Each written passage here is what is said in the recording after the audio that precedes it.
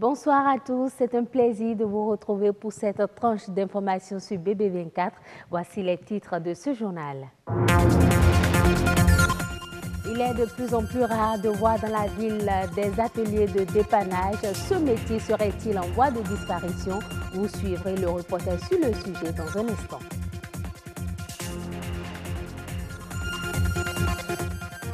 Avoir un espace floral chez soi est une recommandation des aménagistes, mais les fleurs sont-elles disponibles pour autant? Réponse dans ce journal.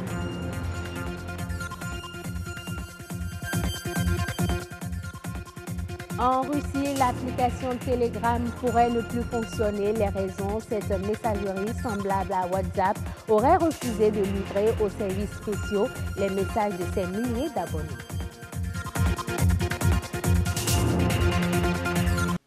Le dépannage, un métier qui se raréfie avec le temps. Un tour de ville et le constat est clair. Ce n'est plus ordinaire de voir des ateliers de dépannage. Suivez ce reportage pour plus de précisions. Atelier de dépannage, bienvenue au cimetière des appareils électroniques. Pas un jour sans qu'un poste téléviseur, un poste radio ou leurs accessoires ne tombent en panne. Pour les faire réparer, difficile de jour en jour de trouver des spécialistes communément appelés dépanneurs. Une appellation qui ne partage pas tous. Le dépannage, c'est un nom universel. Le mécanicien peut dépanner. C'est ainsi que les électroniciens peuvent dépanner aussi. L'électronicien fait la réparation des appareils électroniques tels que les écrans, télévision, les postes radio, tous les appareils en électronique. Ils ne courent plus les rues, comme autrefois, les dépanneurs ou électroniciens. Le métier se meurt à petit feu. En cause, l'importation massive à l'état neuf ou recyclé de ces appareils. Depuis que les vins de France ont commencé à venir dans la ville, on préfère de venir prendre une télévision vin de France. C'est mieux d'aller chez les dépanneurs, quoi. Après blanc-noir, on était en couleur. En couleur, maintenant, on était sorti en placement. Après placement, ça va sortir encore autre chose. Donc c'est ça qui diminue si nouvellement l'appareil est arrivé sur le terrain. Les gens négligent l'ancien et qu'on ne pas chercher le nouveau qui est sur le terrain. Là, nous aussi, ça nous perd un peu des clients. Lorsque l'autre a payé notre appareil qui est nouveau, qui est arrivé, il va oublier l'ancien. Il y a les vins de France. Pourquoi continuer encore à aller chez les dépanneurs? On préfère aller acheter les vins de France et garer les appareils qui sont tombés en panne. Avant, c'est nous qui avons cherché l'appareil pour les clients. C'est nous qui devons aller leur payer ça et installer. Aujourd'hui, ce sont eux-mêmes qui payent l'appareil. Ou bien les gens qui vendent même, si c'est gâté, arrivé là-bas, on va aller changer notre compléter l'argent. C'est ça qui a perdu tous nos clients aujourd'hui. Le nombre de dépannés depuis 1998, dès aujourd'hui, a diminué. Le coût de dépannage a diminué. Même ça ne reste qu'à peu près moitié aujourd'hui.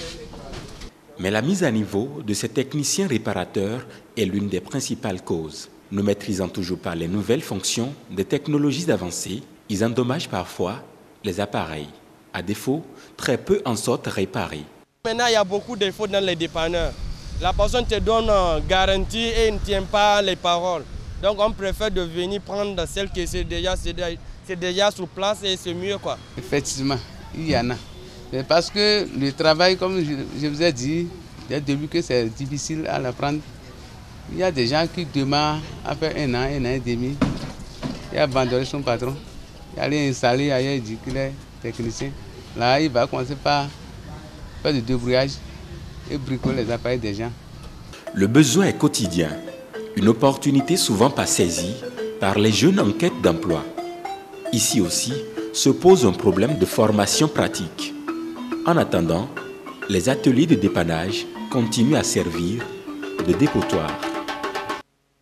Produire de l'air pur, une fonction propre aux plantes, avoir un espace vert chez soi, c'est ce que conseillent les aménagistes au Bénin. Quelle est la préférence des citoyens? Comment se porte le marché des fleurs? Réponse dans ce reportage de Benol Djogbe et Christelle Tongodo. Un jardin d'Éden où les fleurs se marient avec amour, passion et beauté. C'est un paysage vert pour une multitude de vertus, dont la première est d'apporter de l'oxygène. Et les plantes permettent d'améliorer le rendement de l'homme. Sa productivité s'accroît et l'homme a besoin quotidiennement d'1 kilo d'oxygène. Où est-ce qu'on va le trouver? Ce n'est pas dans les véhicules, dans les chambres climatisées, à travers les airs conditionnés, c'est à la nature. Et une communauté de plantes au kilomètre carré dégage fournit plus de 10 000 tonnes d'oxygène. Selon la croyance populaire, il existerait des plantes ou des fleurs porte-malheur. Mais les spécialistes du domaine ne partagent pas ce point de vue. Toutes les fleurs sont adaptées pour la maison. Il n'y a pas de fleurs qui attirent le malheur. Il en existe qui jouent un rôle décoratif et un rôle de protection. L'homme est capable du bien, l'homme est capable du mal, les plantes sont capables du mal, les plantes sont aussi capables. C'est comme le couteau. Ça dépend de comment vous le sollicitez, pourquoi vous le sollicitez. Chacune d'elles joue un rôle religieux, culturel, social, économique, environnemental, etc. Parmi ces milliers d'espèces végétales, dont de la nature, le choix se porte souvent sur certaines variétés. J'aime beaucoup les feuilles de menthe pour cuisiner en fait. Alors j'ai différentes fleurs à la maison, le basilic, le thym, le laurier. Et alors au lieu de les acheter en magasin, je préfère les avoir chez moi et les cueillir naturellement. Souvent, quand les visiteurs passent, ils cherchent à parler de plantes de protection ou bien de chance. Et les plantes qui doivent repousser les mauvaises vibrations. Bien que les plantes possèdent de nombreuses vertus, le marché des fleurs reste cependant moins animé. Les gens se disent que être dans un environnement pareil, c'est être bourgeois. Non, je dis non. L'homme, c'est son environnement, c'est l'habitat naturel de l'homme.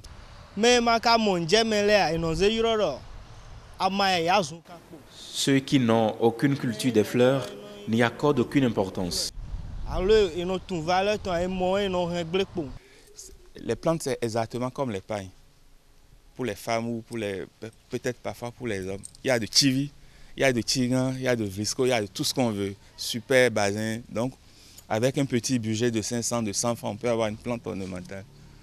Et de la même manière, avec 500 000, on peut avoir une plante ornementale. 20 000, il y a les intermédiaires. Ça dépend de ce que vous voulez. Importé mino xosi togudo ba ne ko va ici donc chono afi enele mino asa do fi bo no va ki nu ku etome. Il y a des fleurs importées qui reviennent chères aux clients. Nous achetons le matériel qui coûte cher avant d'exercer l'activité. Nous arrosons, nous faisons des forages, nous utilisons les pompes à eau, un arrosoir et du terreau. Bono ici soit minoblo forage bono le usi minoza pompe minoza arrosoir. Le bonheur est une fleur qu'il ne faut pas cueillir, disait André Manois. Les fleurs, symboles de la vie, participent donc au rayonnement du cadre de vie et à l'épanouissement de l'être humain. Au Kenya, les expéditions de café ont reculé de 11% en valeur sur le premier semestre de la saison 2017-2018. L'information a été communiquée par la Bourse du café de Nairobi, qui renseigne également que les dites expéditions se situent à 10,4 milliards de shillings, la monnaie kenyane, soit 103 millions de dollars. Selon le directeur général de l'institution, cette baisse s'explique pour l'essentiel par la chute des prix mondiaux du café qui ont atteint le plus bas niveau depuis 2 ans.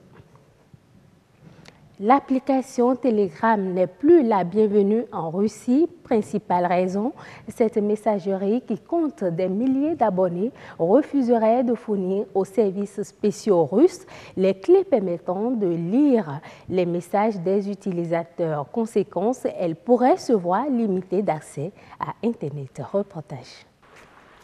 Telegram. L'application aux 2 millions d'utilisateurs dans le monde est connue pour offrir une confidentialité élevée.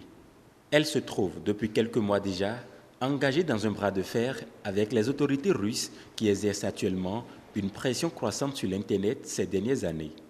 Dans un communiqué, l'Agence nationale de régulation des télécommunications en Russie a indiqué avoir lancé une procédure pour demander de limiter l'accès à cette application. Une décision qui suscite des grincements de dents dans le rang des utilisateurs. C'est une très mauvaise nouvelle pour moi, car c'est vraiment une messagerie très pratique. Je suis vraiment dépité qu'on la bloque, non seulement parce que je m'en sers, mais parce que c'est contre la Constitution. C'est certes plaisant que ce soit notre compatriote Pavel Durov qui l'a inventé. Ça fait chaud au cœur et ce serait donc vraiment vexant si on la bloquait sur le territoire russe. Je pense que c'est vraiment dommage et je serais triste si on la bloque, car tous mes amis sont déçus et c'est très pratique pour se contacter. C'est rapide, on est à l'aise dessus et en plus, les stickers sont cool. Cette nouvelle donne fait suite au délai de 15 jours donné à Telegram le mois dernier pour fournir ses clés de cryptage. L'avocat de la messagerie reste pour sa part ferme sur sa position. Pavel Tikhov assure que les exigences de l'autorité de la régulation de lui fournir l'accès aux correspondances privées des utilisateurs sont anticonstitutionnelles et dépourvues de tout fondement juridique. Comme d'habitude, cela ne fera pas de grosses vagues parmi les gens. On en parlera pendant un moment, mais il n'aura pas de réel soulèvement. Et le plus probable, c'est que les gens utiliseront finalement une autre messagerie. Si Telegram était bloqué, elle rejoindrait le réseau social professionnel LinkedIn, inaccessible en Russie depuis fin 2016 pour n'avoir pas appliqué une loi récente imposant le stockage des données personnelles sur le territoire russe. Et ce sera tout pour cette édition. Merci de l'avoir suivi. À demain.